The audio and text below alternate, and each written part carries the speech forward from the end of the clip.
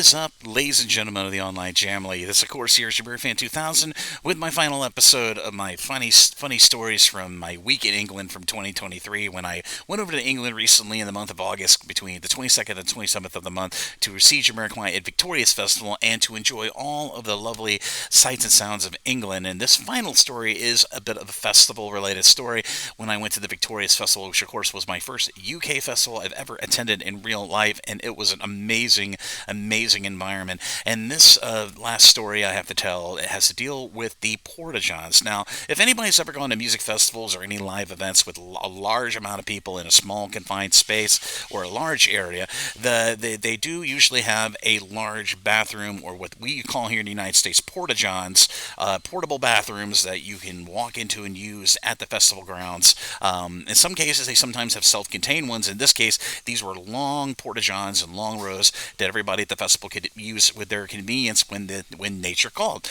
So in this case, it was me.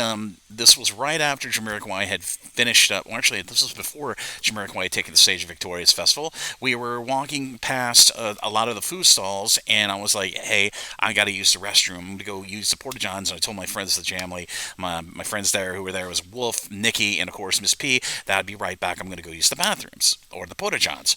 So I walk into this roped off area with literally hundreds of Porta-Johns in these long rows with a big hand sanitizer station in the middle for people to, sanitize their hands after using those Porta-Johns. Now, what I didn't realize, these Porta-Johns, unlike American Porta-Johns, which lock from the inside of the Porta-John, these Porta-Johns had locking mechanisms were on the outside of the Porta-Johns, which is kind of a precarious thing. But apparently these doors on these Porta-Johns had dual locks that I did not know about. So you could walk into a Porta-John, and if you close a door forcefully, which happened to me in this situation, it can lock from the outside. So I went into the Porta-John, not knowing any better, closed the door, and I had not reminded myself to lock the door while using it, but the door decided to lock itself on the outside, not letting me know. Now, usually there's a little red light, green light indicator on the actual lock of the door to let you know that the door is locked and that nobody could get in while you use it. So I went in there and I did my business. And then I turned and I tried to open the door, and it won't open. And I'm like, wait a minute, well, why can't this door open? And then I look down and there's a lock on the inside, but it's not locked. I'm like, how could I be in here being locked if the lock is clearly visible on the inside of the door? So I started panicking a little bit. Now, the Porta-Johns on the left and right side on the walls have these little ventilation windows, with the little bars. So I'm freaking out here. I'm like, I'm at a music festival. I've never been to the UK before, and I'm locked in a Porta-John. How embarrassing. So I climb up on the toilet bowl top, the lid. I climb the lid, and I'm literally sort of like a prison inmate trying to talk to the person next door in the cell next door. The Porta-Johns were very in close proximity to each other in that long row. So I was like, help, anybody, I'm locked in here. And luckily there was a person using the stall next to me. Well, I'm in here freaking out. The guy goes, "Hey, are you okay?" I'm like, "Yeah, I'm locked in here. Can you unlock my Porta-John? I think I'm in the right one next to you." He goes, "Yeah, sure, finish. When I'm finished, I'll come out and unlock you, okay?" I'm like, "Okay." And I'm standing there, crouched like Gollum for Lord of the Rings on this toilet lid top, and then I hop down, and I could hear the guy's door like hinge go, and he gets out of the door. He goes, and he's outside the front of my Porta-John going, "Hold on a minute, I'll unlock you." And I hear and then the door opens, and I'm like, thank you for helping me get out." He's like, "Yeah, it happens to me all the time." The guy was absolutely nonchalant. That was literally his voice.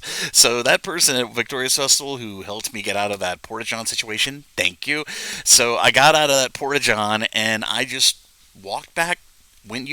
I, of course, went like everybody else. I used a hand sanitation station, sprayed my hands, and then I just walked out of that Porta-John section at the festival like, "Hey guys!" And I had not told that story before, but for my friends in the family who wondered why it took a little bit long in that Porta-John section at Victoria's Festival, now you know the story. So I became ever wiser on my use of porta johns at music festivals. But that's it. I hope you enjoyed this limited series here on my channel, looking at the funniest stories from my week in England from 2023. I had an amazing time, and I cannot thank enough to everybody who helped in this trip. From my social media mom, Jan, I love you. Thank you for helping plan out this amazing week. To everybody in the Jamily that I met, and especially the people who came out to meet me, I really appreciate you, and it was my joy, my joy, more above yours, to meet you for the first, in some cases, for the first time. And of course, I want to thank Charlie at Jamiroquai Limited, and of course, I'd like to thank the band who I got to meet in generous portions from the beginning of the first day in England to the near the last day of my time in England. I love all you guys and gals, and it was my pleasure to meet you. And I hope this is the beginning of me coming to the UK or more tour dates in the future to see you guys and gals of Jamiroquai perform live. But I really appreciate the hospitality that was shown to me in England. It really made me feel like everything I did in the Jamley was really worth my time, and I cannot repay the generosity.